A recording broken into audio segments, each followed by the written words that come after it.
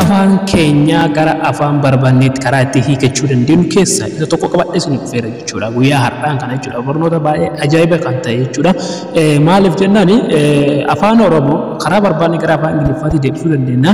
Afaan barbaanne iyyuu afaan Amaaraa ta'ee afaan addunyaa kanarra jira hunda isaatuyyuu karaa barbaanne gara afaan keenyaatii fi gara afaan Ingiliffaatti karaa itti hiikuu dandeenyu kan isin barsiisu ta'a jechuudha. Hayyee hordoftootaaf kabajamtootaan ta'een akka gadaa barnoota irratti nu hordofachaa yeroo dheeraadhaan tajaajilli barnoota keenyaa adda akka citee ture ni beekama jechuudha. Kanarra ammoo dhiifama naa gochaa isiniin jecha haala garaagaraatiif jecha addaan bannee ture jechuudha. Amma walitti deebinee jirra jechuudha. Amma barnoota gaggaarii kan ta'an waliin qoodannaa waliin barannaa isinillee YouTube channel kiyyaalleen subscribe gochuu hin dagatinaa akkasumas like share gochuu hin dagatinaa. Har'a ammoo barnooticha ajaa'ibaa tokko qabadhee isin dhufeera jechuudha. Hanga dhuma barnooticha kiyyaatti na hordofaa isiniin jedha. Okay, yeroo jalqabaatiif namni kiroomee hin qabne hin jiru jechuudha. Kiroomii keessan tagaltu keessan taniin booda irratti iddoo gubbaa kana irratti kun akkuma argaa jirtan kana translation jettanii Google translation jettanii search gootu jechuudha. Yeroo isin search gootanitti kun kallattii irratti gara kana isin fida jechuudha. Yeroo inni isin fidetti kun Delta language and or English kan jedhu kana iddoo bifa kanaan nuuf dhufa jechuudha.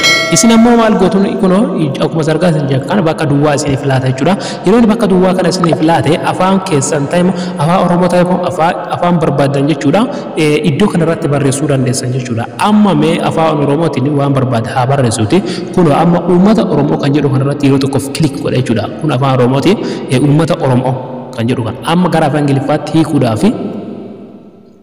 kuno the people of the country jedha jechuudha. Kun amma kallattumaatti maal jechuudha afaan Oromoo keenya kana gara afaan Ingiliffaatti deebseera jechuudha. Karaa kanaan waan barbaadan jechuudha. Jechoota dhedheeroo ta'e moo gaggabaabaa ta'e moo akka barbaadan jechoota barbaadan irratti kadhabuu dandeessan jechuudha.